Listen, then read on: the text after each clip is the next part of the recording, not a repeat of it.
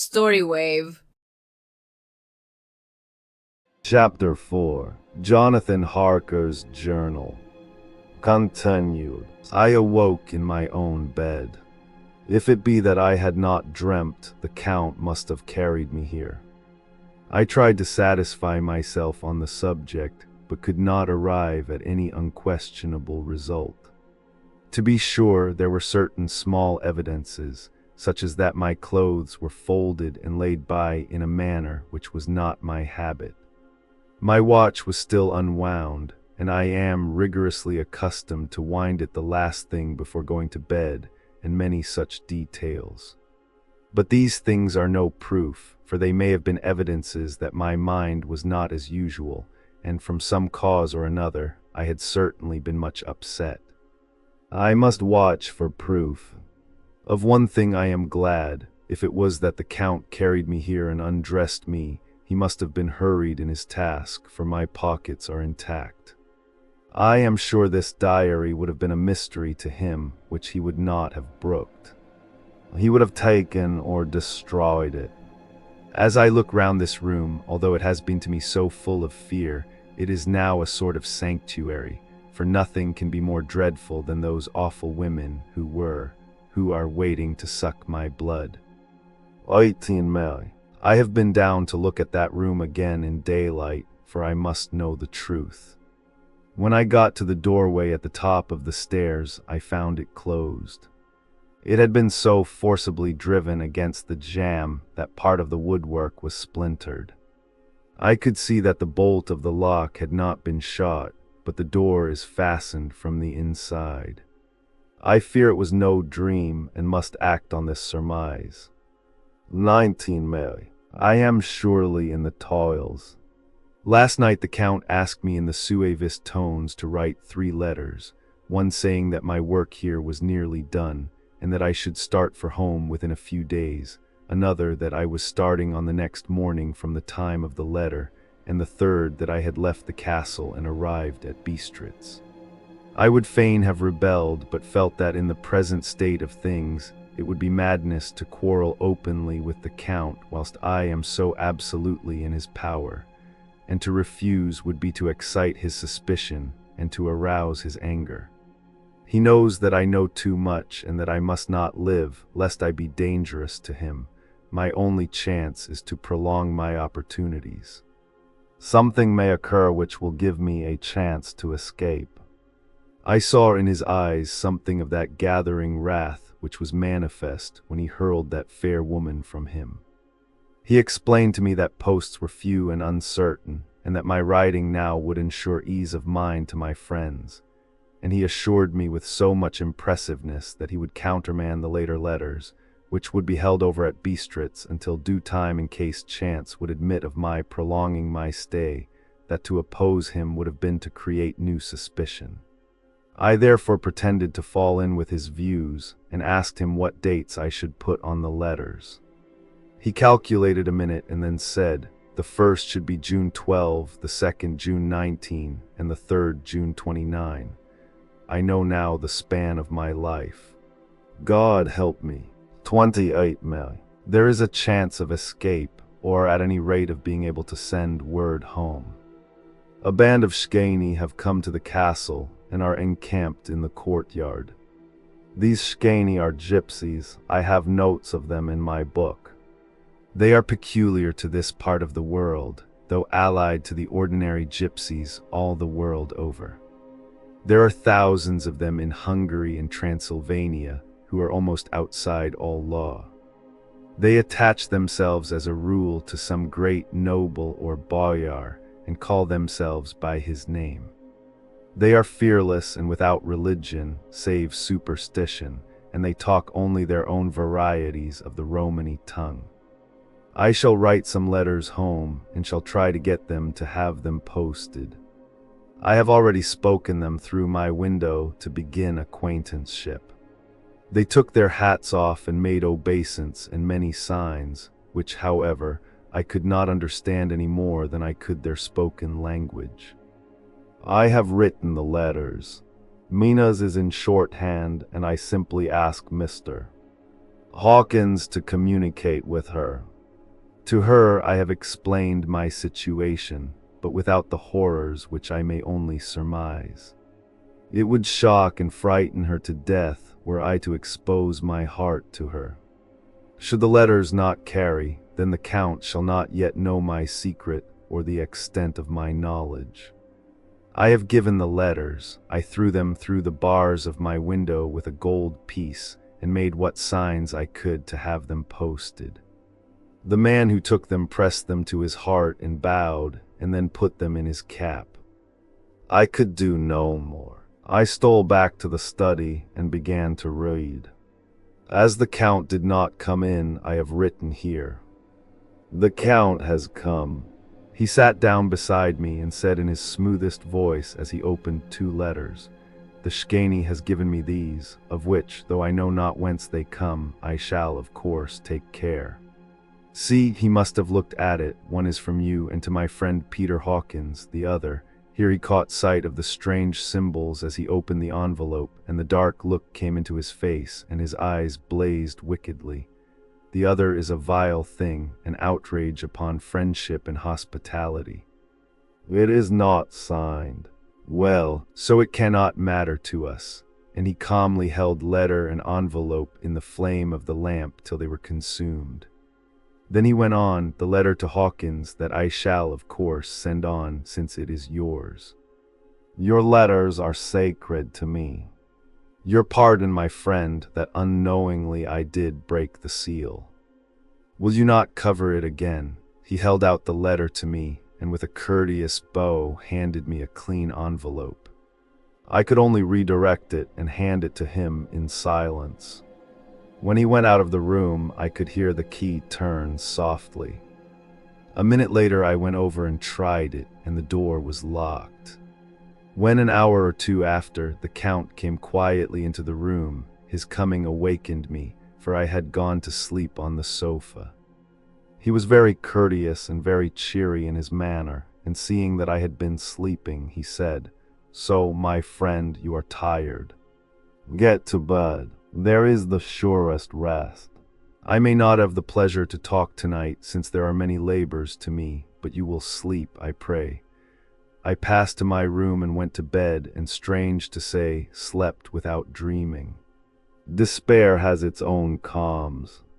31 May. This morning when I woke, I thought I would provide myself with some paper and envelopes from my bag and keep them in my pocket, so that I might write in case I should get an opportunity, but again a surprise, again a shock. Every scrap of paper was gone, and with it all my notes, my memoranda relating to railways and travel, my letter of credit, in fact all that might be useful to me were I once outside the castle. I sat and pondered a while, and then some thought occurred to me, and I made search of my portmanteau and in the wardrobe where I had placed my clothes. The suit in which I had traveled was gone, and also my overcoat and rug. I could find no trace of them anywhere. This looked like some new scheme of villainy. 17 June. This morning, as I was sitting on the edge of my bed cudgelling my brains, I heard, without a cracking of whips and pounding and scraping of horses' feet, up the rocky path beyond the courtyard. With joy I hurried to the window and saw drive into the yard 2 great later wagons, each drawn by 8 sturdy horses, and at the head of each pair a Slovak, with his wide hat, great nail-studded belt, dirty sheepskin, and high boots. They had also their long staves in hand. I ran to the door, intending to descend and try and join them through the main hall, as I thought that way might be opened for them. Again a shock, my door was fastened on the outside. Then I ran to the window and cried to them. They looked up at me stupidly and pointed, but just then the hetman of the Shkani came out, and seeing them pointing to my window, said something, at which they laughed. Henceforth no effort of mine, no piteous cry or agonized entreaty would make them even look at me. They resolutely turned away. The later wagons contained great, square boxes with handles of thick rope. These were evidently empty by the ease with which the Slovaks handled them, and by their resonance as they were roughly moved. When they were all unloaded and packed in a great heap in one corner of the yard, the Slovaks were given some money by the Shkani, and spitting on it for luck, lazily went each to his horse's head. Shortly afterwards, I heard the cracking of their whips die away in the distance. 24 June before morning. Last night the Count left me early and locked himself into his own room. As soon as I dared, I ran up the winding stair and looked out of the window, which opened south. I thought I would watch for the Count, for there is something going on. The Shkani are quartered somewhere in the castle and are doing work of some kind. I know it, for now and then I hear a far-away muffled sound as of mattock and spade, and whatever it is, it must be the end of some ruthless villainy. I had been at the window somewhat less than half an hour when I saw something coming out of the Count's window. I drew back and watched carefully and saw the whole man emerge. It was a new shock to me to find that he had on the suit of clothes which I had worn whilst traveling here, and slung over his shoulder the terrible bag which I had seen the women take away. There could be no doubt as to his quest, and in my garb too. This then is his new scheme of evil, that he will allow others to see me as they think, so that he may both leave evidence that I have been seen in the towns or villages posting my own letters, and that any wickedness which he may do shall by the local people be attributed to me. It makes me rage to think that this can go on, and whilst I am shut up here, a veritable prisoner, but without that protection of the law which is even a criminal's right and consolation. I thought I would watch for the Count's return, and for a long time sat doggedly at the window. Then I began to notice that there were some quaint little specks floating in the rays of the moonlight. They were like the tiniest grains of dust, and they whirled round and gathered in clusters in a nebulous sort of way. I watched them with a sense of soothing, and a sort of calm stole over me. I leaned back in the embrasure in a more comfortable position, so that I could enjoy more fully the aerial gambolling. Something made me start up, a low, piteous howling of dogs somewhere far below in the valley, which was hidden from my sight. Louder it seemed to ring in my ears, and the floating motes of dust to take new shapes to the sound as they danced in the moonlight. I felt myself struggling to awake to some call of my instincts. Nay, my very soul was struggling, and my half-remembered sensibilities were striving to answer the call. I was becoming hypnotized.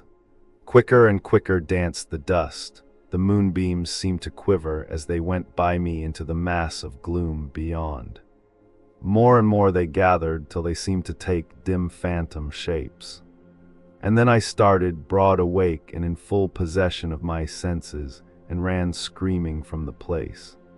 The phantom shapes, which were becoming gradually materialized from the moonbeams, were those of the 3 ghostly women to whom I was doomed. I fled and felt somewhat safer in my own room, where there was no moonlight and where the lamp was burning brightly. When a couple of hours had passed, I heard something stirring in the Count's room, something like a sharp wail quickly suppressed, and then there was silence, deep, awful silence, which chilled me. With a beating heart I tried the door, but I was locked in my prison and could do nothing. I sat down and simply cried. As I sat, I heard a sound in the courtyard without, the agonized cry of a woman. I rushed to the window and, throwing it up, peered out between the bars. There indeed was a woman with disheveled hair, holding her hands over her heart as one distressed with running. She was leaning against a corner of the gateway. When she saw my face at the window, she threw herself forward and shouted in a voice laden with menace, "Monster, give me my child." She threw herself on her knees and, raising up her hands, cried the same words in tones which wrung my heart. Then she tore her hair and beat her breast, and abandoned herself to all the violences of extravagant emotion. Finally, she threw herself forward, and though I could not see her, I could hear the beating of her naked hands against the door.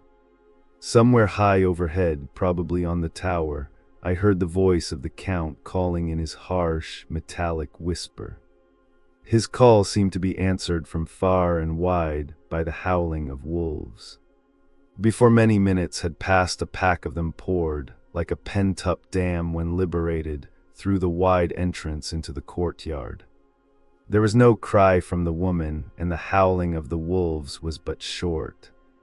Before long they streamed away singly, licking their lips. I could not pity her, for I knew now what had become of her child, and she was better dead. What shall I do? What can I do? How can I escape from this dreadful thing of night and gloom and fear? 25 June morning. No man knows till he has suffered from the night how sweet and how dear to his heart and eye the morning can be. When the sun grew so high this morning that it struck the top of the great gateway opposite my window, the high spot which it touched seemed to me as if the dove from the ark had lighted there. My fear fell from me as if it had been a vaporous garment which dissolved in the warmth. I must take action of some sort whilst the courage of the day is upon me. Last night one of my post-dated letters went to post, the first of that fatal series which is to blot out the very traces of my existence from the earth. Let me not think of it. Action. It has always been at night time that I have been molested or threatened, or in some way in danger or in fear. I have not yet seen the Count in the daylight. Can it be that he sleeps when others wake, that he may be awake whilst they sleep? If I could only get into his room. But there is no possible way. The door is always locked, no way for me. Yes, there is a way, if one dares to take it. Where his body has gone, why may not another body go? I have seen him myself crawl from his window. Why should not I imitate him and go in by his window? The chances are desperate, but my need is more desperate still. I shall risk it. At the worst, it can only be death, and a man's death is not a calf's, and the dreaded hereafter may still be open to me. God help me in my task. Goodbye, Mina, if I fail. Goodbye, my faithful friend and second father. Goodbye, all and last of all, Mina. Same day, later. I have made the effort, and God, helping me, have come safely back to this room. I must put down every detail in order.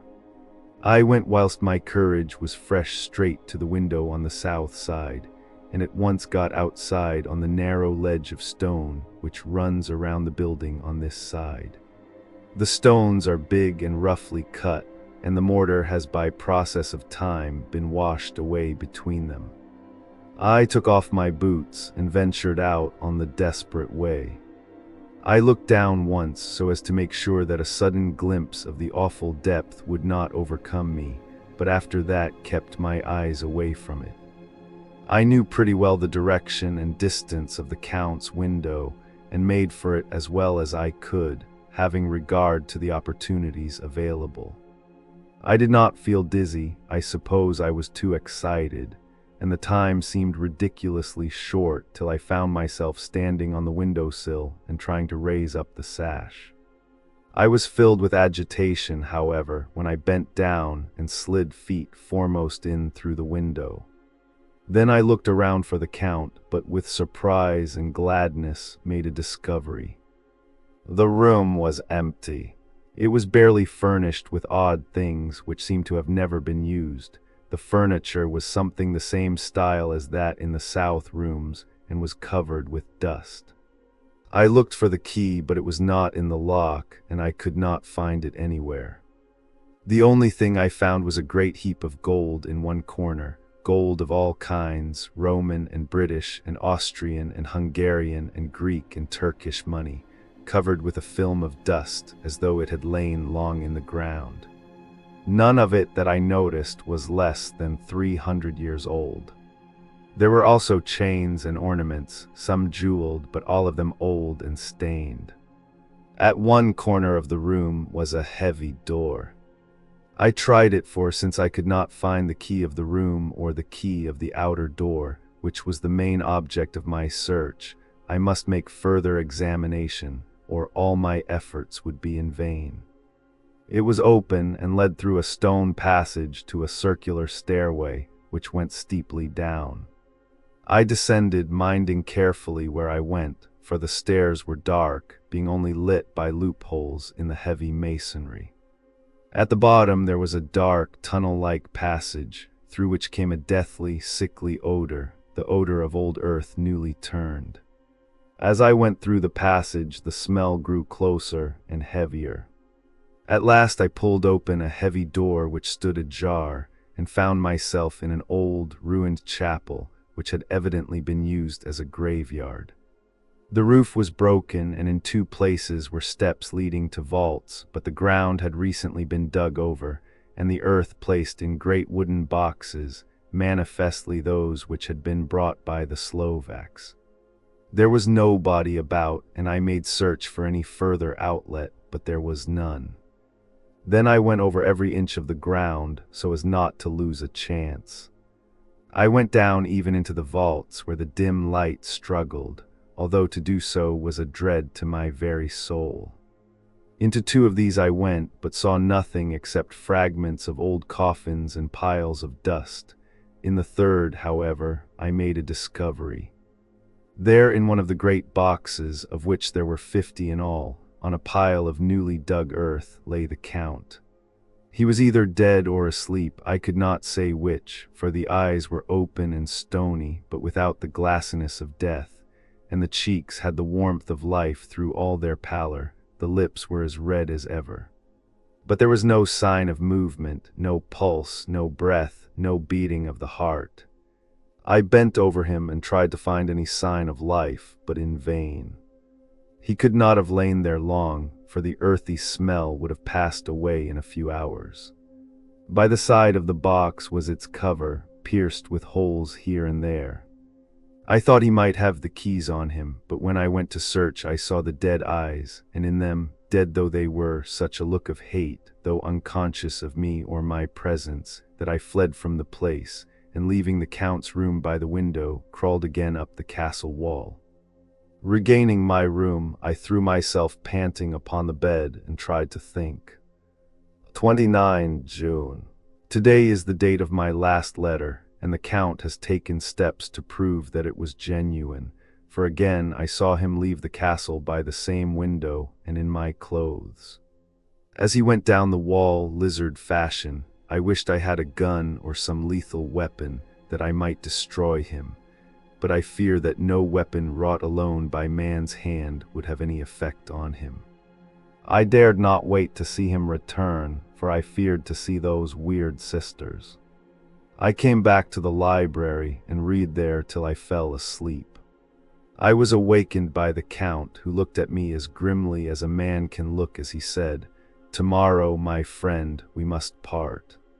You return to your beautiful England, I to some work which may have such an end that we may never meet. Your letter home has been dispatched. Tomorrow I shall not be here, but all shall be ready for your journey. In the morning come the Shkani, who have some labors of their own here, and also come some Slovaks. When they have gone, my carriage shall come for you, and shall bear you to the Borgo Pass to meet the diligence from Bukovina to Bistritz. But I am in hopes that I shall see more of you at Castle Dracula. I suspected him and determined to test his sincerity. Sincerity. It seems like a profanation of the word to write it in connection with such a monster, so asked him point blank, "Why may I not go tonight?" Because, dear sir, my coachman and horses are away on a mission, but I would walk with pleasure. I want to get away at once. He smiled, such a soft, smooth, diabolical smile that I knew there was some trick behind his smoothness. He said, "And your baggage, I do not care about it. I can send for it some other time." The Count stood up and said, with a sweet courtesy which made me rub my eyes, it seemed so real, "You English have a saying which is close to my heart, for its spirit is that which rules our boyars. Welcome the coming, speed the parting guest. Come with me, my dear young friend. Not an hour shall you wait in my house against your will, though sad am I at your going, and that you so suddenly desire it." Come, with a stately gravity, he, with the lamp, preceded me down the stairs and along the hall. Suddenly he stopped. Hark! Close at hand came the howling of many wolves. It was almost as if the sound sprang up at the rising of his hand, just as the music of a great orchestra seems to leap under the baton of the conductor. After a pause of a moment, he proceeded in his stately way to the door, drew back the ponderous bolts, unhooked the heavy chains, and began to draw it open. To my intense astonishment, I saw that it was unlocked. Suspiciously, I looked all round but could see no key of any kind. As the door began to open, the howling of the wolves without grew louder and angrier. Their red jaws, with champing teeth, and their blunt-clawed feet as they leaped, came in through the opening door. I knew then that to struggle at the moment against the Count was useless. With such allies as these at his command, I could do nothing. But still the door continued slowly to open, and only the Count's body stood in the gap. Suddenly it struck me that this might be the moment and means of my doom. I was to be given to the wolves, and at my own instigation. There was a diabolical wickedness in the idea great enough for the Count, and as a last chance I cried out, "Shut the door, I shall wait till morning," and covered my face with my hands to hide my tears of bitter disappointment. With one sweep of his powerful arm, the Count threw the door shut, and the great bolts clanged and echoed through the hall as they shot back into their places. In silence we returned to the library, and after a minute or two I went to my own room.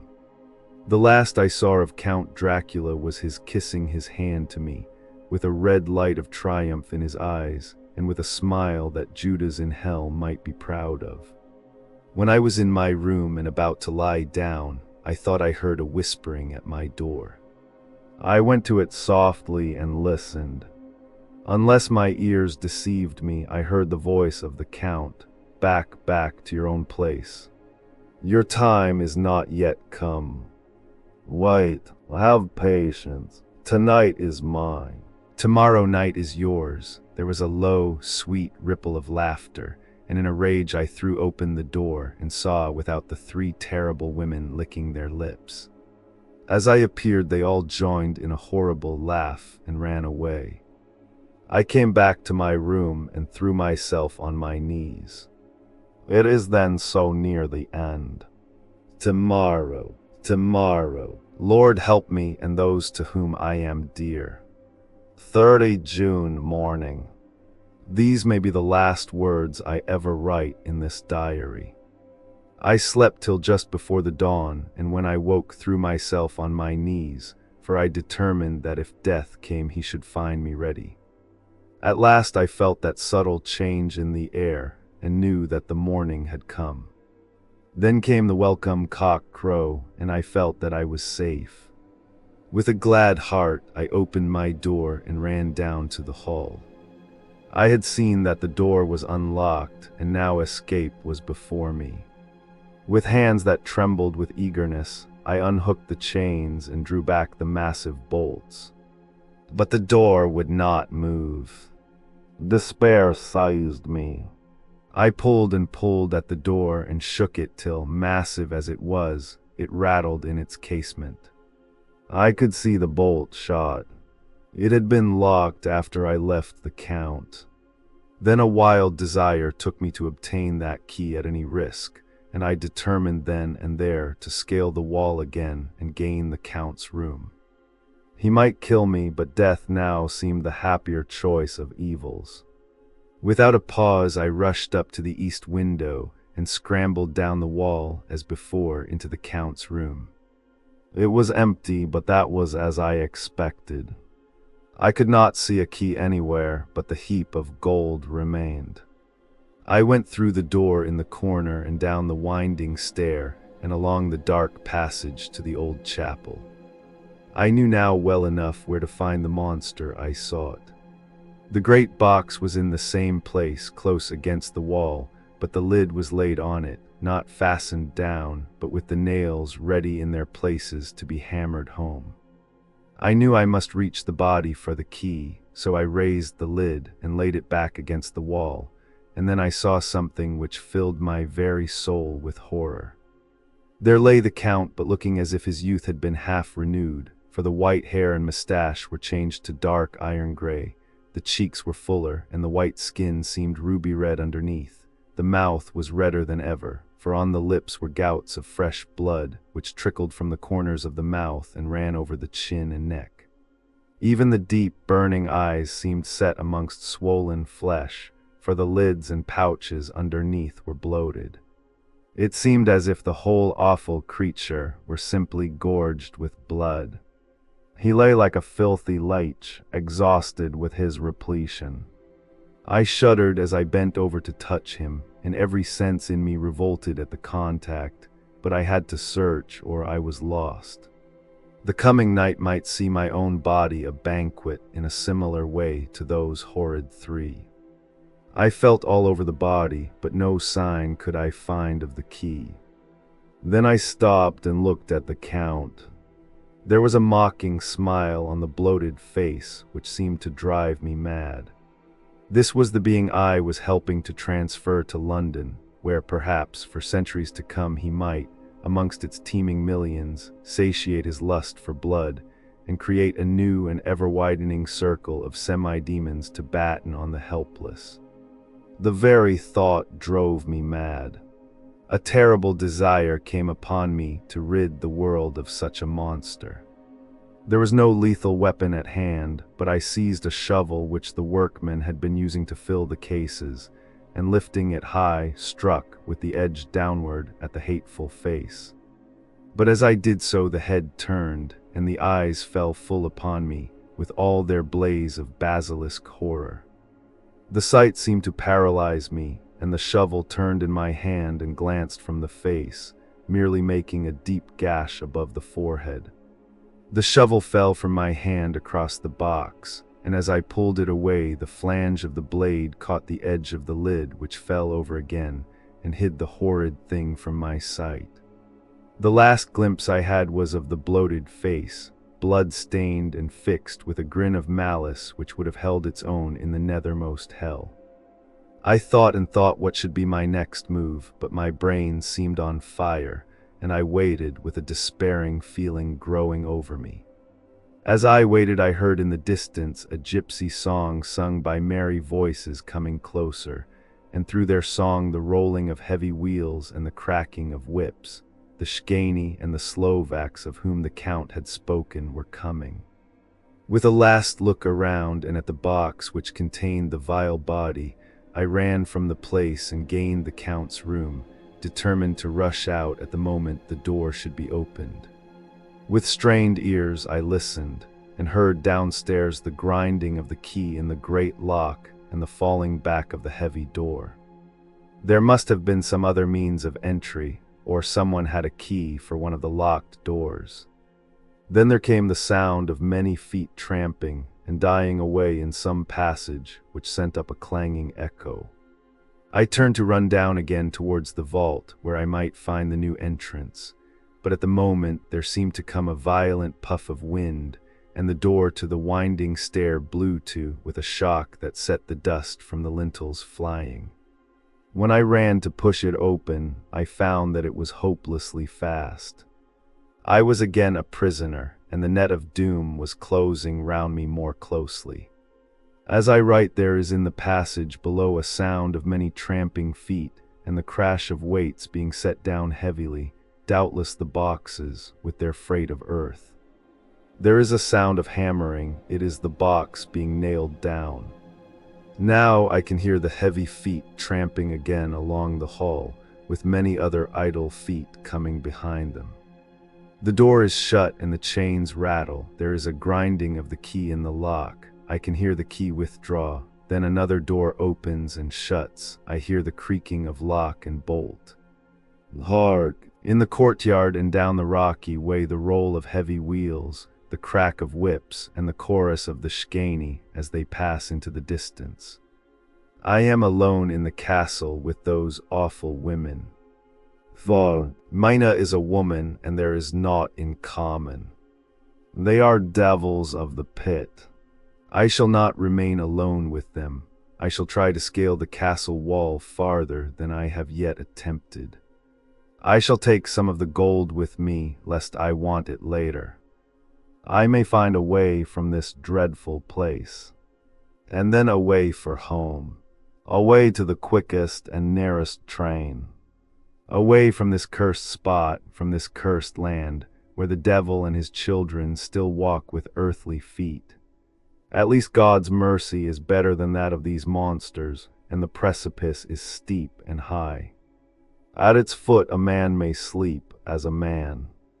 Goodbye all. Mina/P/div/body.